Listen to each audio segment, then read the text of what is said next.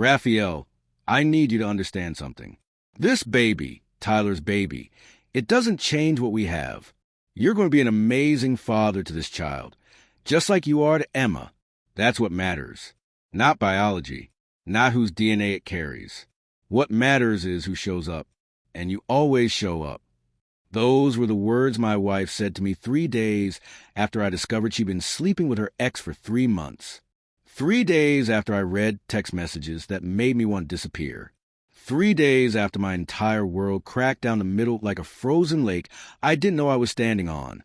My name is Raphael Johnson, and this is a story of how my wife got pregnant by her baby daddy and expected me to just accept it, to raise another man's child while she continued God knows what with him behind my back. This is a story of what I did next, a decision that crushed her in ways she never saw coming. But I'm getting ahead of myself. It started on a Sunday evening. I was washing dishes in our kitchen. The kitchen we'd renovated together 2 years ago, choosing every cabinet knob and paint color as a team. Sophia walked in holding pregnancy test, and for exactly 4 seconds, I felt pure joy. We'd been trying for 2 years. 2 years of fertility treatments, ovulation schedules, disappointments month after month. And finally, we'd succeeded. Except Sophia was crying. Not happy tears. The kind of crying that comes from somewhere deep and dark. Oh my God, Sophia. We did it. I dropped the plate I was holding. It didn't break. Just clattered in the sink. After 2 years, Raphael, I need to sit down. She backed away from me like I was something dangerous. I reached for her, confusion turning my joy cold. Baby, what's wrong? This is what we wanted. Why are you... I'm scared, okay? Her voice cracked. I'm just processing. It's overwhelming. I pulled her into a hug. She didn't return. Her body was stiff against mine, wooden. I told myself she was in shock, that the hormones were already doing crazy things, that tomorrow she'd be excited. I held her and felt her phone buzz in her pocket. Once, twice, 3 times. She pulled away and checked it, her face going even paler. I didn't see the screen. I didn't know that the name lighting up her phone was Tyler, with a heart emoji, Emma's deadbeat biological father, who I hadn't thought about in years, because I'd become Emma's real father in every way that mattered. I didn't know that in 72 hours, I would wish I'd never met Sophia Harris, that I'd question every moment of our 6-year marriage, that I'd do something I swore I'd never do. I should have known something was wrong. The signs were everywhere. Sophia had been distant for weeks, her phone constantly buzzing with messages she'd hide from me, late-night walks to clear her head, showers at odd times. But I trusted her. After everything we'd been through, after I'd adopted Emma and become the father Tyler refused to be, I thought our bond was unbreakable. 3 nights after she told me about the pregnancy, I woke up at 2:34 a.m. to her phone, vibrating on the nightstand. The screen lit up the darkroom. Tyler, for missed calls, 12 unread messages. My heart stopped. Why was Emma's deadbeat father calling my wife at 2 in the morning? I reached for the phone, my hands shaking. I knew her passcode. We'd never hidden anything from each other. Or so I thought. The first message I saw made my stomach drop. Did you tell him yet? I scrolled up with trembling fingers, and my world ended. The test confirmed it. The baby is yours. But Raphael doesn't need to know. He'll be a great father to our child just like he is to Emma. Sophia's words. To Tyler, about a baby that wasn't mine. Tyler's response was worse. Good. I'm not ready for another kid anyway. Let him handle it. I'll come around when the kid's older and actually fun, but you owe me for keeping quiet. I kept scrolling. 3 months of messages. Hotel receipts charged to our joint account. Photos I couldn't unsee. Plans for their next meeting while I was at work. Tyler asking if I suspected anything. Sophia saying I was too trusting to ever figure it out. They were laughing at me. The man who'd stepped up when Tyler abandoned his daughter. The man who'd given Emma his last name, his time, his love. And this was my reward. I looked at Sophia sleeping peacefully beside me, one hand on her belly. 6 years of marriage. the adoption papers, the fertility treatments we'd endured together. Every moment I thought was real suddenly felt like a lie. I grabbed my phone and opened the browser. My fingers typed before my brain could stop them. How to reverse a child adoption. I left the house at 5 a.m. before Sophia woke up. I couldn't look at her, couldn't pretend.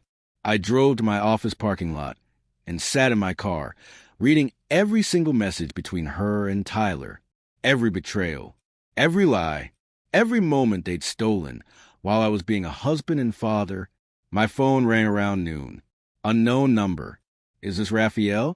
Look, man, we need to talk. Sophia won't answer my calls, and I think you should know. Tyler's voice.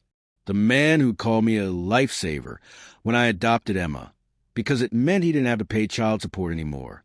I already know Tyler. I know everything. My voice sounded dead, even in my own ears. Oh, shit. Look, I didn't mean for what?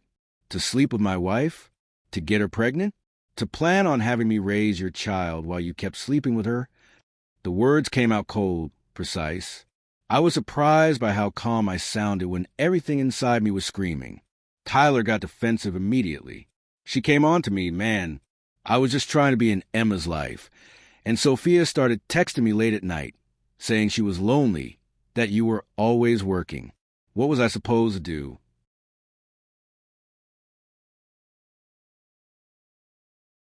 I laughed. Actually laughed. What were you supposed to do? How about not betray the man who's been raising your daughter for 6 years? The man who took Emma to father-daughter dances while you were too busy getting drunk to remember her birthday. Hey, I'm stepping up now. I want to be in both my kids' lives. No, Tyler. You want Sophia. You want the thrill of the affair. But you don't want responsibility. You never have. That's why you're perfectly fine letting me raise your child. I hung up before he could respond. I sat in that parking lot for another 3 hours, staring at my phone. Then I called a divorce attorney. And then I made a decision that would change everything. I was going to file to reverse Emma's adoption. That evening, I went home. Emma was at soccer practice. I'd made sure that by checking her schedule. Sophia was cooking dinner, trying to pretend everything was normal. The sight of her moving around our kitchen, touching things we'd chosen together, made me sick. Tyler called me today. I kept my voice calm, standing in the doorway. The spatula fell from her hands and clattered on the tile floor. She spun around, her face going white. Raphael, I can explain. Don't. I held up my hand. I've already read everything. 3 months, Sophia. 3 months you've been sleeping with him. The tears came instantly, like she'd been waiting for this moment. It was a mistake. He manipulated me. You were always working on fertility stuff, and I felt so alone, and when he reached out wanted to see Emma more. So you slept with him? Multiple times? While I was working extra hours to pay for fertility treatments you begged me to do. I held up my phone, showing her the hotel receipts. You spent money from our joint account on hotel rooms to cheat on me. She reached for me, sobbing, Raphael, please. I love you. It didn't mean anything with Tyler. It was just physical, just a mistake I kept making because I was broken inside from fertility treatments. And is the baby his? I already knew the answer, but I needed to hear her say it. The pause lasted forever. Then, barely a whisper, yes. I nodded slowly, like I was confirming something to myself. And you were going to let me believe it was mine. Let me raise Tyler's child, while you kept sleeping with him. No, I ended it. As soon as I found out I was pregnant, I told him we were done. I chose you, Raphael. I chose our family. Her desperation was palpable, filling the space between us. You chose me after you got pregnant with his baby? That's not choosing me, Sophia. That's choosing convenience. Tyler doesn't want to be a father. He said so himself. So you picked me to clean up your mess. Again. The word hung in the air. What do you mean again? She looked confused through her tears. I met you when you were a single mom because Tyler abandoned you the first time. I stepped up when he wouldn't. I adopted his daughter when he was 3 years behind on child support. And now, history repeating itself. Except this time, I'm not playing the hero. I walked to the door where I'd left my overnight bag that morning. I'll be at a hotel. Don't call me. Don't text me. I need to think. Raphael, we can work through this. Counseling, therapy, whatever you need. You love Emma. You love me. I loved who I thought you were. I don't know this person. I walked out, and for the first time in 6 years, I didn't look back. 5 days later, I made the mistake of taking Emma for ice cream. She was 13 now, smart enough to read between the lines of her mother's excuses.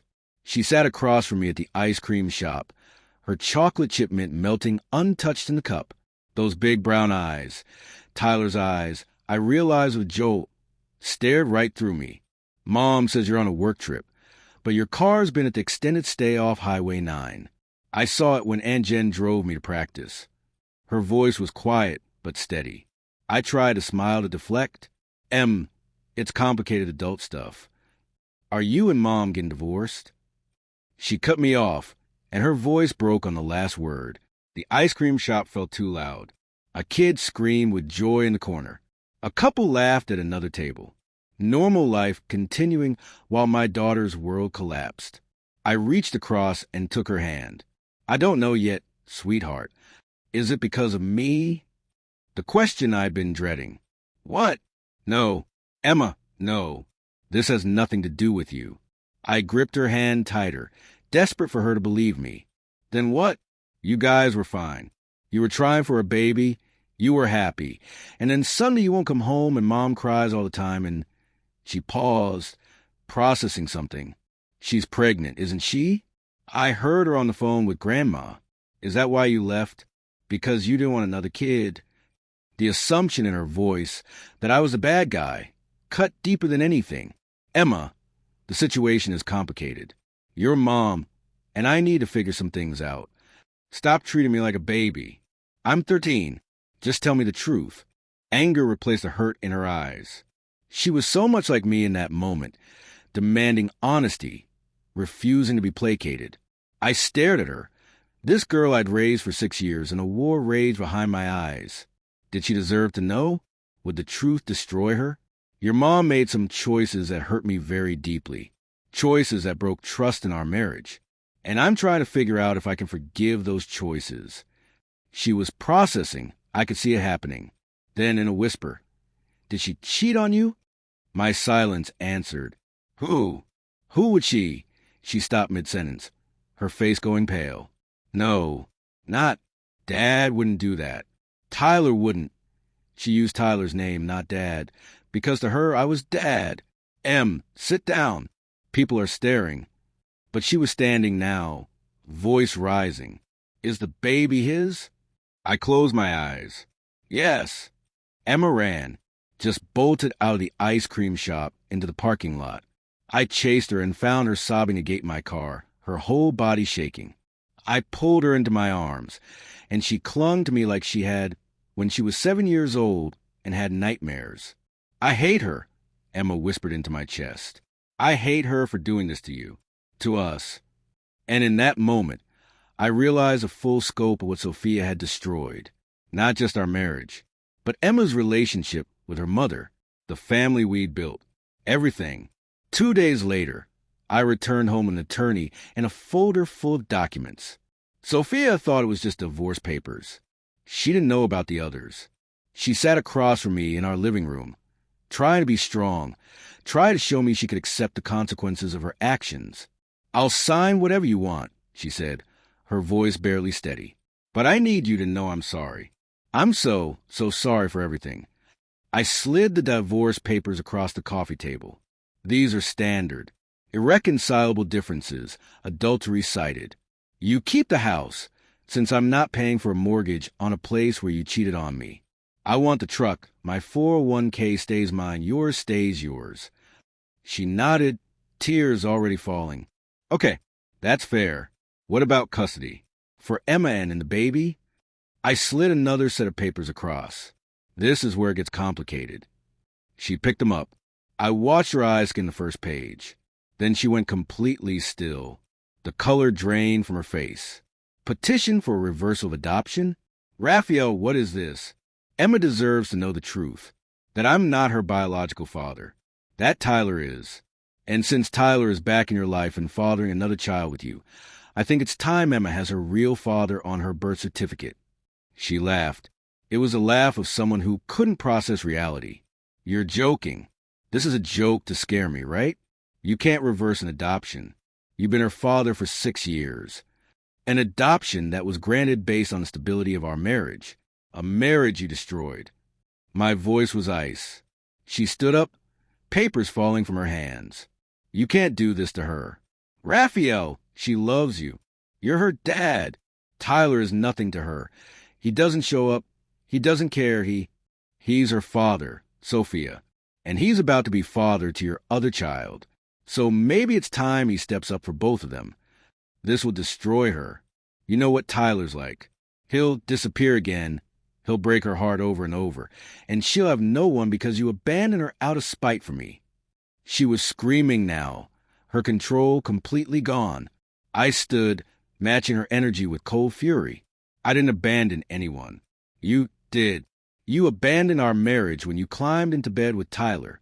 You abandoned the family we built when you decided his momentary pleasure was worth more than 6 years of my devotion. And you know what the worst part is? You expected me to just take it, raise his child, play house, pretend. I expected you to love me, to love us. Mistakes happen, Raphael. People cheat, but we have a child together. We don't have a child together. I cut her off. You and Tyler have 2 children together. I was just a man who signed the papers and paid the bills. Sophia collapsed onto the couch, clutching the adoption reversal papers like they might disappear if she held them tight enough. You can't do this, she whispered. The courts won't let you. We'll see. I headed to the door, leaving her there with the documents that would change everything. 6 weeks later, we sat in family court. Emma was in school, oblivious to this hearing. Sophia sat with her attorney, looking smaller than I'd ever seen her. Tyler was in the back row, subpoenaed to appear, looking like he'd rather be anywhere else. Sophia's attorney, Barbara Hayes, stood to address the judge. Your Honor, my client acknowledges her mistakes. She had an affair, she got pregnant by her ex-partner, and she hurt her husband deeply. But this petition isn't about justice. It's about revenge. Mr. Johnson seeks to punish his wife by abandoning a 13-year-old girl who has known him as her father for nearly half her life. Judge Reynolds, a stern woman in her 60s, looked at me over her glasses.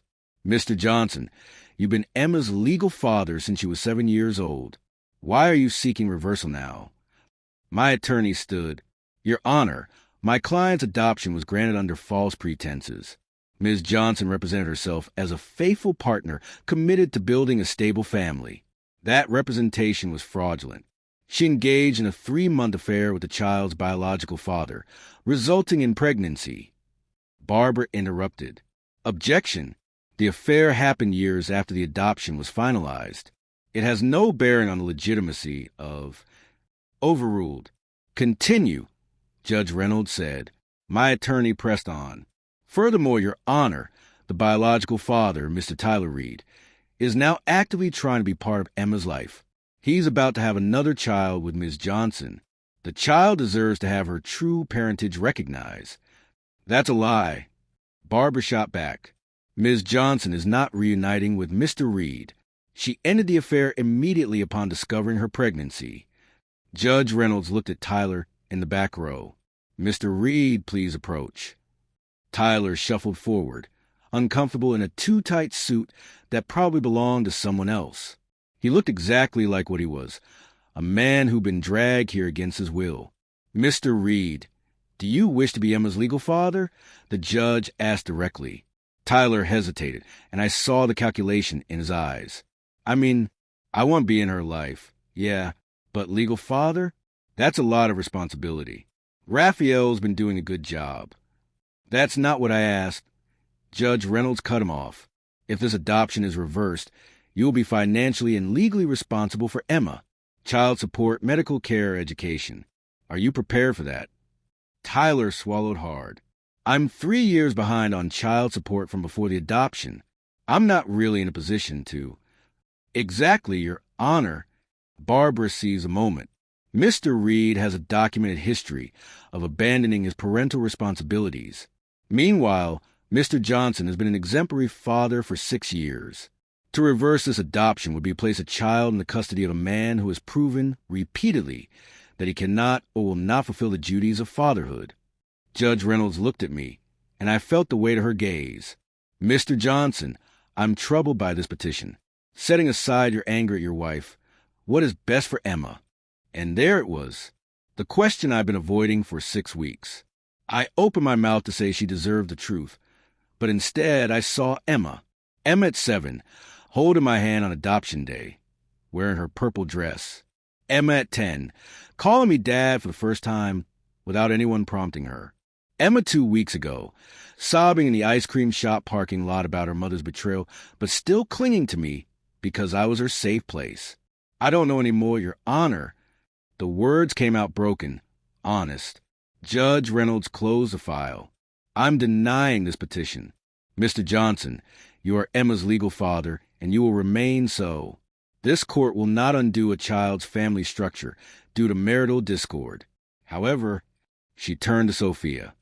Ms. Johnson, your actions have consequences. Mr. Johnson is granted primary physical custody of Emma, pending the child's preference. 1 week later, I sat in Dr. Patricia Okonkwo's office with Sophia for Emma's preference hearing. This was where Emma would tell the court where she wanted to live. We sat in separate corners. Emma sat between Dr. Okonkwo and a court-appointed advocate, looking older than her 13 years. Emma, you understand that both your parents love you, and you'll see both of them regardless of what you say today. Dr. Okonkwo said gently, this is just about where you sleep most nights. There's no wrong answer. I know. Emma's voice was small. Have you thought about what you'd like to say? Emma nodded, then looked at her mother. Mom, I love you, but I can't be around you right now.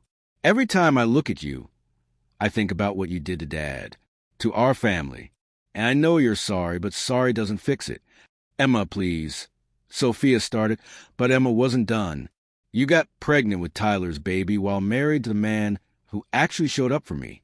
Tyler, who forgot my 8th birthday, who promised to come to my dance recital and never showed up, who I haven't heard from in 6 months, even though you're having his baby. That Tyler. Emma turned to me, and my heart broke at the pain in her eyes. Dad has never missed anything. Not one recital, not one parent-teacher conference, not one soccer game. He learned how to braid hair for me. He stayed up all night when I had the flu. He's the one who taught me to ride a bike, because Tyler was too busy. But here's what I don't get, Dad. You tried to stop being my father. You filed papers to give me back to Tyler. Like I was something you could return when Mom broke the receipt. Emma, it wasn't like that. I started, but she cut me off. Then what was it like? Because Dr. Okonkwo showed me the papers. Petition for reversal of adoption. You wanted to undo me. I wanted to undo the lie. I couldn't finish. How could I explain to a 13-year-old that I'd been so broken by betrayal that I tried to burn down everything, including her? Dr. Okonkwo intervened softly. Emma, your father was in tremendous pain. Adults don't always make the best decisions when they're hurting. Yeah, well, neither do kids. Emma looked at the advocate. I want to live with Dad. Because even when he tried to leave, he couldn't. The judge wouldn't let him, and I think part of him is glad about that. Mom chose Tyler. Dad got stuck with me. But stuck is better than chosen and then betrayed. Sophia stood up, about to say something, but Dr. Okonkwo gently indicated she should sit. Emma wasn't done. There's one more thing. When the baby comes, Tyler's baby, I don't want to be there. I can't watch Mom play happy family with the man who ruined ours. 5 months later, my phone rang at 3:47 a.m. I was in my new apartment, Emma asleep in the second bedroom. The divorce had been finalized a week before. I saw the caller ID. Sophia. I almost didn't answer. Then I remembered she was 38 weeks pregnant. Hello? My voice was groggy. Raphael, I'm at St. Mary's. The baby's coming. I called Tyler. He's not answering, and I don't, she cried out in pain. I don't want to do this alone. Old instincts kicked in. Where's your mom? She refused to come. She says I made my bed. Raphael, please. I know I have no right to ask, but I'll be there in 15 minutes. I hung up and stood in my dark apartment, asking myself what the hell I was doing. Then I woke Emma. Dad? What's wrong? She was confused, disoriented. Your mom's in labor. Tyler isn't answering. She's alone.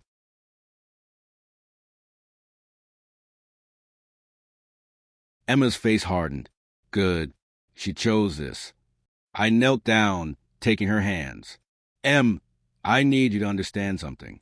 What your mother did to me was unforgivable, but that baby didn't do anything wrong. And your mom, despite everything, is still a human being who's scared and alone. So, you're going to be there? For Tyler's baby? I'm going to be there so your mother isn't alone when she gives birth. There's a difference. I'm not going because I forgive her. I'm going because it's the right thing to do. Emma was quiet for a long moment. I'm coming with you. At the hospital, Sophia was in active labor. Tyler never showed. His phone went straight to voicemail. I stayed in the waiting room, but Emma, in a moment that shocked everyone, walked into the delivery room. I'm not here for you, she told Sophia. I'm here because no kid should come into the world with nobody who wants them. 4 hours later, a baby boy was born. Sophia named him Jackson. Tyler still hadn't called. When the nurse asked about listing the father on the birth certificate, Sophia looked at me standing in the doorway and said, Tyler Reed, even though he's not here, because that's the difference between a father and a man who shows up.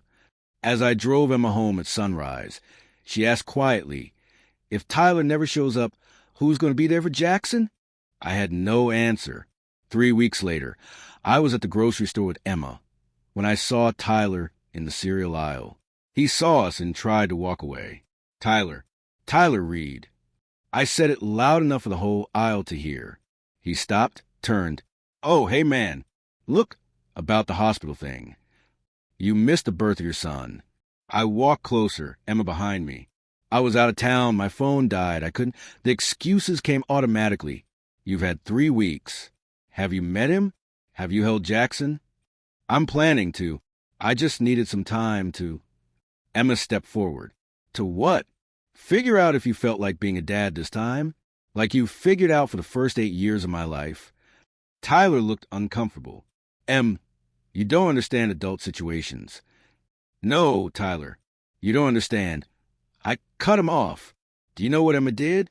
This 13-year-old girl who you abandoned, whose mother cheated on her stepfather with you, who has every reason to hate that baby. She was there. She held Sophia's hand during contractions. She was the first person besides Sophia to hold Jackson. A child showed up for another child, while you, a grown man, couldn't be bothered to show up for your own son's birth. Look, man, you don't know the pressure I'm under. I don't care about your pressure. I care that there's a 3-week-old baby who doesn't have a father. Again, just like Emma didn't. I stepped closer. You're not a man, Tyler. You're a sperm donor who thinks showing up when it's convenient makes you a parent. You don't get to judge me. You're not perfect. You tried to abandon Emma too. I heard about the adoption reversal. Tyler got defensive, angry. Yes, I did, I said quietly. In my worst moment, in the deepest pain of my life, I thought about walking away. And you know what stopped me? The law. A judge who told me I couldn't quit being a father just because it hurt. And I'm grateful, because that moment of weakness doesn't define me. But you? Weakness is all you are. Emma turned to Tyler. I used to cry because you never came to my birthday parties. Now I'm glad you didn't, because Dad taught me what a father actually is. And it's not you. Tyler had no response. He just walked away like he always did. An older man in the aisle approached me as Tyler left. That took guts, son. More men need to say what you just said. Emma took my hand as we continued shopping. Do you think Jackson will hate Mom when he's old enough to understand? She asked. I squeezed her hand. I think Jackson is going to need people who love him despite who his parents are. just like you did. 5 months after Jackson's birth, Sophia asked to meet me at a coffee shop. I agreed cautiously. Emma refused to come. She only saw Sophia during court-mandated monthly visits that were tense and painful for everyone. Sophia was nervous. Jackson in the carrier beside her. Thank you for coming. I wasn't sure you would. What do you want, Sophia? I kept my voice neutral. I need to ask you something, and I need you to hear me out before you say no. I waited. Tyler hasn't seen Jackson since he was 2 weeks old. He sends money sometimes, not child support, just guilt money, I guess. He's not on the birth certificate because I couldn't get him to sign the paperwork. Jackson is 5 months old and effectively has no father. She took a breath. I want you to be Jackson's godfather. I laughed. I couldn't help it. Are you insane? Probably. But hear me out. Emma loves Jackson. I see it when she has her court visits. She ignores me completely, but she plays with Jackson. She reads to him. She's the only family he has besides me and my mother, who reminds me daily that I ruined my life. What do you want me to say? That I'll step in and save the day? I did that once, Sophia. I raised Tyler's first child. I'm not doing it again. I'm not asking you to raise him. I'm asking you to be there if something happens to me, to make sure he's not alone, to make sure he knows his sister. You realize how messed up this is? You cheated on me with Tyler, got pregnant with his child, and now you want me? I want my son to know what a good man looks like. She was almost shouting now, people staring. She lowered her voice. Because his father sure as hell isn't going to show him. I made terrible choices. I destroyed our marriage. I hurt you in ways I can never fix, and I'm living with that every single day. But Jackson is innocent, and if something happens to me, I need to know he'll be okay. Why me? Why not your mother? Your sister? Because you're the only man I've ever known who keeps his promises, even when it costs you, even when it hurts. I looked at Jackson, sleeping peacefully in his carrier. I need to think about it. 3 days later, I gave my answer through my attorney. No, I would not be Jackson's godfather, but I would establish a trust fund for his education, a trust he could access when he turned 18. And if Emma wanted a relationship with her brother as they grew up, I wouldn't stop it. My message to the attorney was clear. I hope Jackson has a wonderful life. I hope Tyler wakes up and becomes the father he should be. But I'm not the solution to your problems anymore. Sophia, I can't be. When Sophia received the letter about the trust fund, she cried. Not because I said no, but because even in my refusal, I showed more care for her son than Tyler ever had. 2 years passed. Emma was 15 now, a freshman, and the star midfielder on her high school soccer team. I was at one of her games with Angela, a kind woman who taught at Emma's school. We'd been dating for 8 months, taking it slow, building something real. Sophia arrived late, pushing a stroller with 2-year-old Jackson. She looked exhausted, older than her years. Tyler was nowhere to be seen. He'd moved to California over a year ago and barely called. After the game, Emma ran to me first. Did you see that second goal? Are you kidding? That was phenomenal. I hugged her tight, pride swelling in my chest. Angela high-fived her. Your footwork was incredible. Sophia approached with Jackson on her hip. Emma's smile faded slightly, but she was civil. You played amazing, sweetheart, Sophia said tentatively. Thanks. Emma was stiff, but not hostile. Jackson kept pointing at the field, saying, Emma. He wanted to come down to the sideline. Emma softened, looking at her little brother. Hey, buddy, did you see me play? Jackson peeked out from Sophia's shoulder, shy but excited. You fast. Emma smiled. Yeah, you think so? The moment was awkward, but not hostile. Angela excused herself to get water, sensing the tension. Emma took Jackson to get a snack, leaving Sophia and me alone. She's happier, with you and Angela. I can see it, Sophia said quietly. Emma's a good kid. She just needed stability. I saw you set up that trust fund. For Jackson. My lawyer told me. Sophia's voice was thick with emotion. It's not for you. It's for him. So he has options someday. You didn't have to do that. After everything I did. Tears formed in her eyes. No, I didn't. But that's the difference between me and Tyler. I don't punish kids for their parents' mistakes. Sophia whispered, I'm sorry. I know I've said 1,000 times, but I'm sorry. I threw away the best thing in my life for someone who was never going to stay. And now I'm raising a son alone while you've moved on with someone who actually deserves you. Sophia, I forgave you a long time ago. Not because you deserved it, but because I deserve peace. But forgiveness doesn't mean reconciliation. You made your choices. These are the consequences. The consequences are waking up alone every morning in the house we bought together. Watching Emma choose you over me every single time. Explaining to Jackson why his daddy doesn't call. And knowing that I did this to myself. You still have a chance to be a good mother. To both of them. Emma might not trust you now, but kids forgive eventually. And Jackson doesn't know any of the history yet. You can be better for him than you were for us. How do I do that when I can't even forgive myself? I don't know, Sophia. That's your journey now, not mine. Emma returned with Jackson, who had ice cream on his face. Angela came back with waters. The moment passed, everyone moving on with their separate lives. As I drove home with Emma and Angela later, Emma asked from the back seat, You think Mom will be okay? Eventually. People are stronger than they think. Do you think she regrets it? Losing you. Every day. But regret is just part of living with the choices we make. Emma was quiet for a moment. Dad, thank you for not giving up on me, even when you wanted to. I caught her eye in the rearview mirror. I never wanted to give up on you, Em. I just forgot who I was for a little while. You reminded me. Later that night, Sophia drove home alone, Jackson asleep in his car seat. Her phone lit up a message from Tyler. Hey, sorry I've been MIA. How's the kid? She stared at it for a long moment. Then she deleted it without responding. Some chapters need to end. Some mistakes need to be lived with.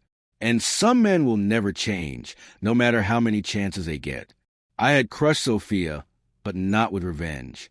I crushed her by showing her exactly what she'd lost, and making her lie with it every single day. She saw me move on, saw Emma thrive, saw that life went on without her at the center of it, and that was the heaviest consequence of all.